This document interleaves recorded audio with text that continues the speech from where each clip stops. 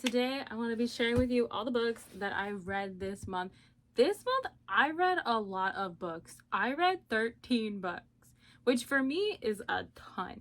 And not all of these books are big. Most of these were day reads, but still 13 books for me is good because my average is usually about 5 to 6 books a month. But this month I was home a lot because my dog was sick and he did unfortunately pass away this month of March on the 20th. And yeah, that's not a fun memory, but I was home a lot because he was sick. I'm really happy that I was home being with him and getting to have this month with him. But I was reading a lot to him and I was reading a lot. So I read a lot this month. So let's go through. I have my reading journal here so that I can remember what I rated them. I don't write down reviews in my reading journal. I do that on Goodreads.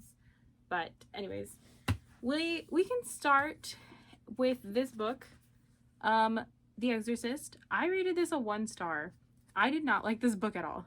Not only is this book so infuriating because I don't like the way it talks about the 12-year-old girl. I believe she was 12, or was she 14? No, I think she was 12. I don't like it referencing her being inappropriate with herself so much, and the crucifix scene didn't really need to happen.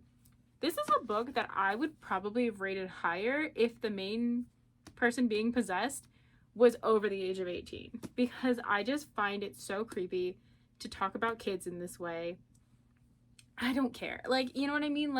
I can suspend my disbelief with things, but not when I'm vomiting into my mouth. You know what I mean? I did not like how they spoke about this 12-year, or how this 12-year-old spoke, I guess.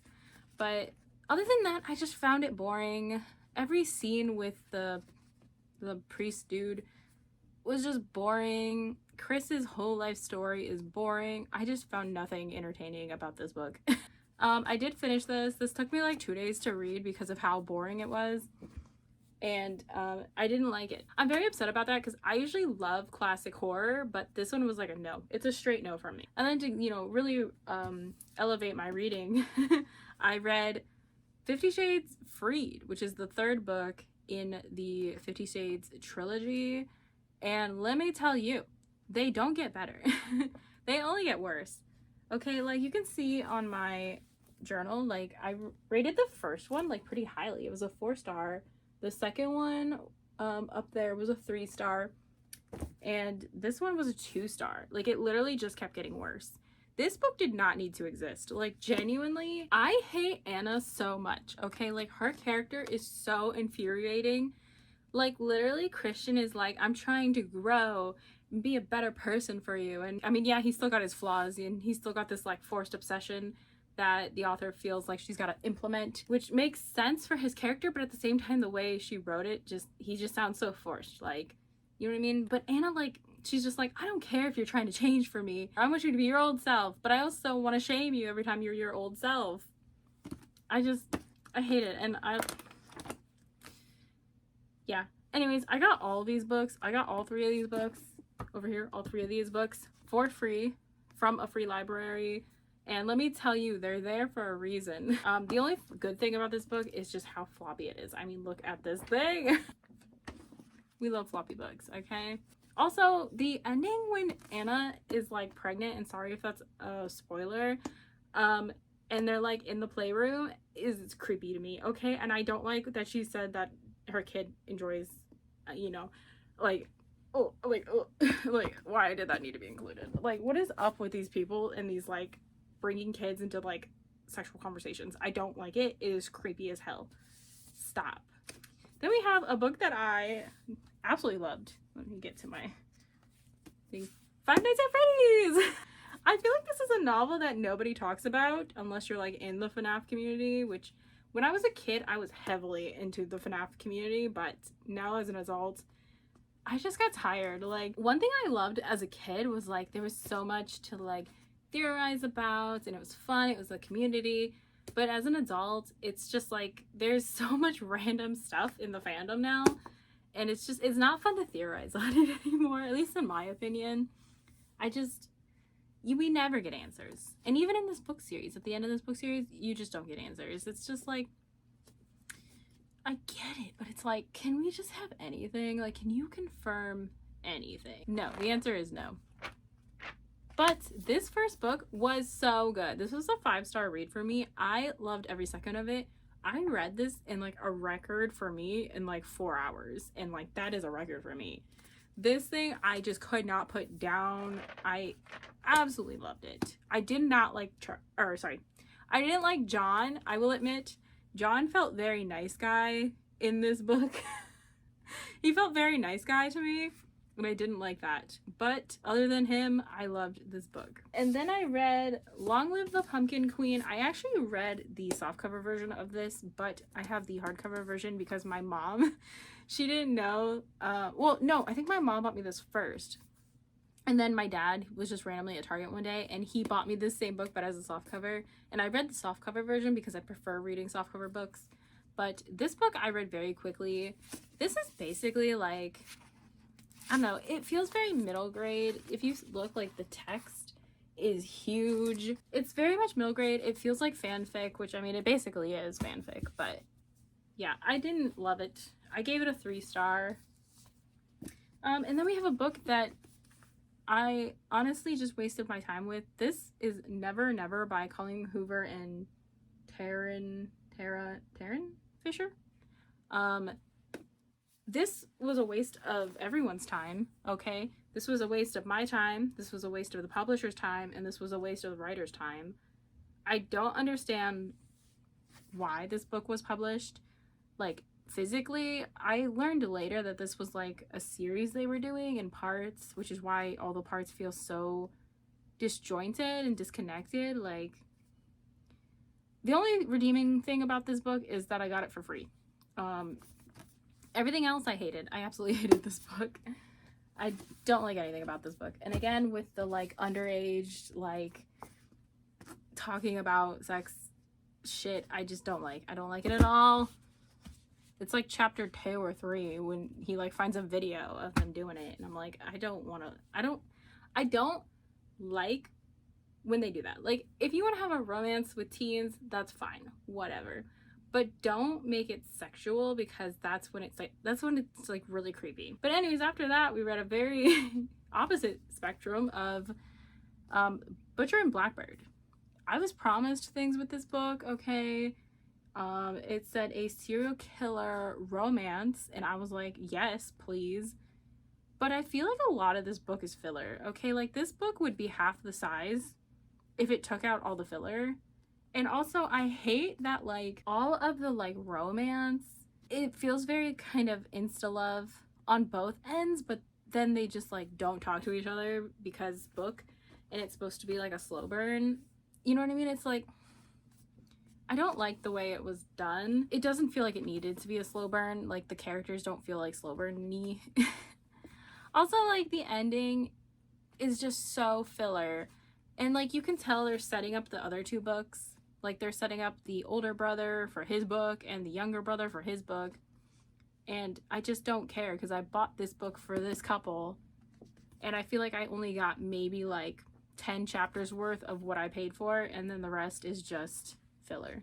So I did like reading this book. I know that was a very negative review.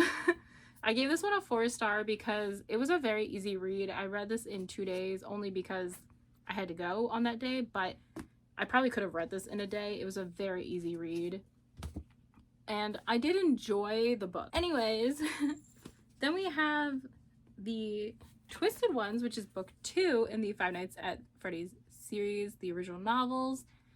I absolutely love this book, okay? This is another book I could not put down. I read it all in one sitting, like maybe 2 hours. I just like rushed through this book. I absolutely loved it. I actually even liked it better than the first one, like, if that's even possible. And I was so excited for the 3rd book. And I'm so sad about the 3rd book. But this book was so good.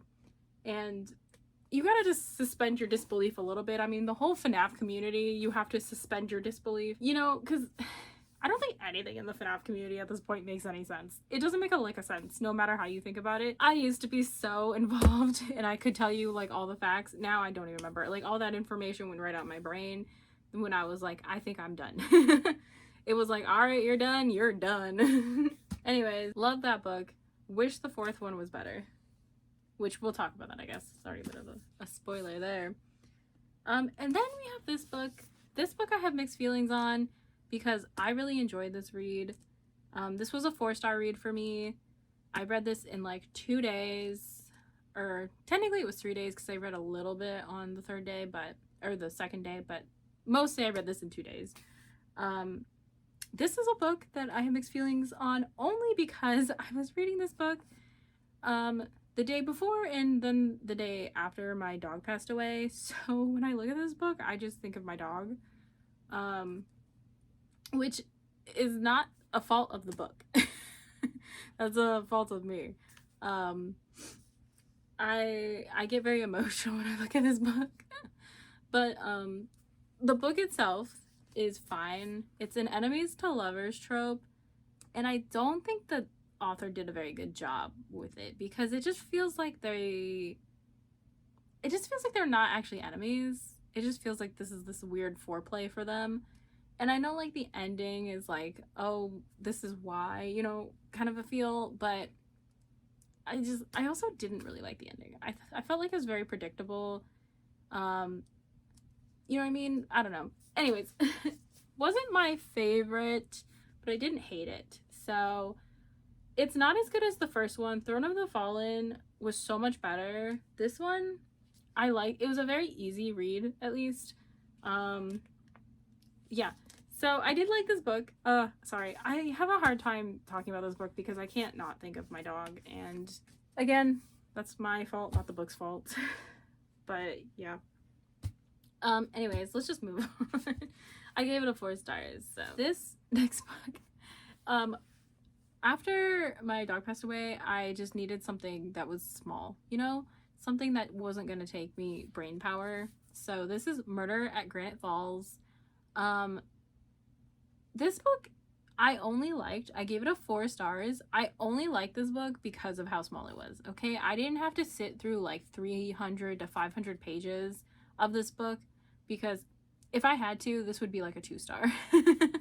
There's a lot of inconsistencies. This would be a 2-star if I had to read a bunch of it, but because it was so short, I read it in like an hour, probably 2 hours, honestly. I gave it 4 stars because it was a small, easy read, okay? And I liked the book enough that I didn't feel like I was wasting my time. I felt like everything that needed to be in here was in here. There's always things you can take out of books, but this didn't feel like it was so overcrowded with stuff that I was just not enjoying myself, you know what I mean? So this one I did like, but I wouldn't necessarily recommend the book. It was fine. I wouldn't necessarily recommend it, okay? And then I read this book, The Court of Miracles. I found this book at a free library, and I should have just left it there. I gave this 2 stars. This book, it's a story. I'll give it that. This book was boring. Don't like the story. The girl, she gets out of everything, no problem. I hate that the beginning, she climbs into she's the same age as this dude. She's a kid. She's like 9 years old. She climbs into the bedroom of the prince and steals his necklace. This isn't a spoiler in my opinion because this happens in like the first chapter. But anyways, she kisses the prince to distract him from her stealing the necklace, and then he tastes like chocolate, and he will continue to taste like chocolate for the rest of his life. That is his only personality trait, is that he tastes like chocolate. And he falls in love with her from this random woman creeping into his bedroom and kissing him, assaulting him in the middle of the night, and stealing from him. That apparently just makes him fall in love with her. I don't even understand. Every fucking man who comes across this girl falls in love with her because why? Reasons. Also, Etty, like, it says Cassette on the back of the book. I don't know if they ever call her that.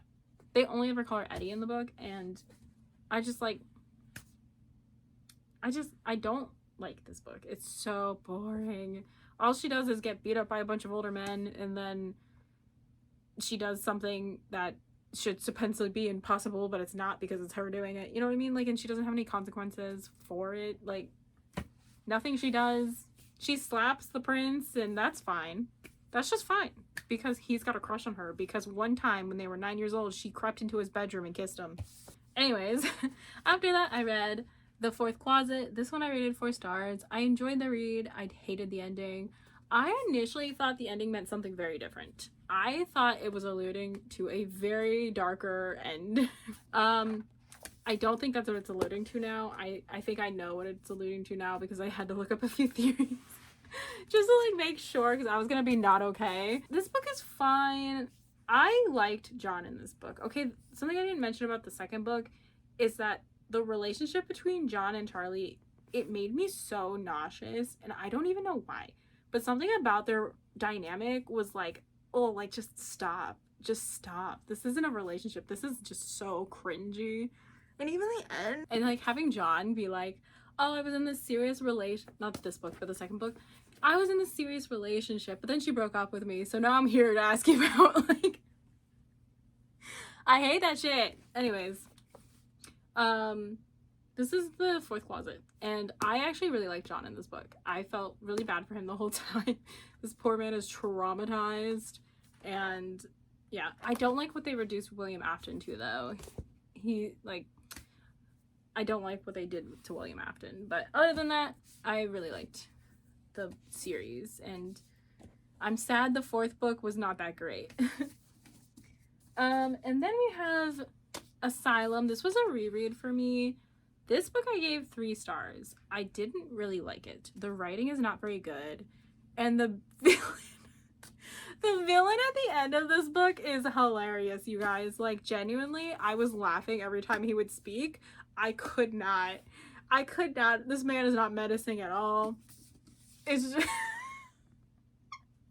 man is like the biggest joke. I'm sorry. Okay. The big villain. Okay. And I think it's very obvious who the big villain for the second book is gonna be. They made it very obvious, which is fine. That's never an issue, I don't think.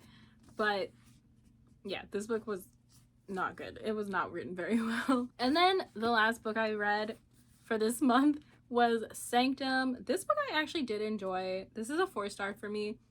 This book feels like it takes a weird turn, because this book right here feels very like a possessed ghost story, whereas Sanctum is kind of like, it's about hypnotists and lobotomies. It's no longer really a ghost story, but it's also a ghost story because he's seeing ghosts, he's seeing ghosts and he's seeing all these memories and shit. Like, it's really weird. It feels like it took a 180 from the first book, but I liked it. I liked the idea of the cult and stuff like that. It does mention the carnival, and there is a carnival going on, but it's irrelevant to the story, to be honest with you. Like, they use it for one scene and then that's it. I don't know. Everything feels very convenient in this book. You know what I mean? I did like it, though.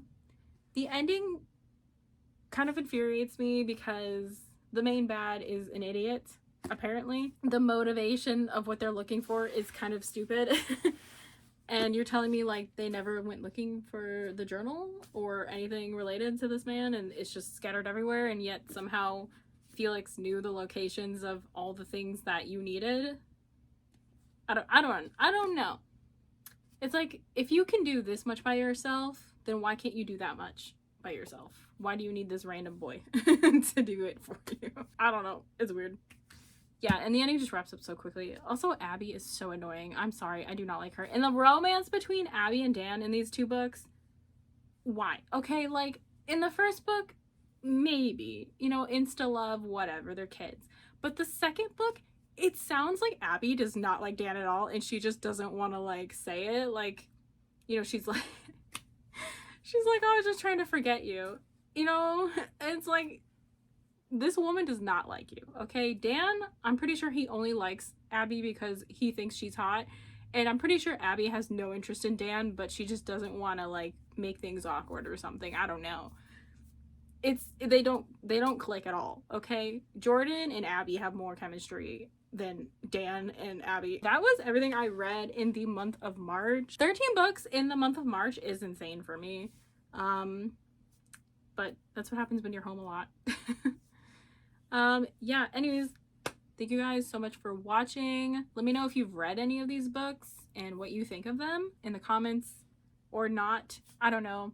I don't even think anyone's watching, so that's fine.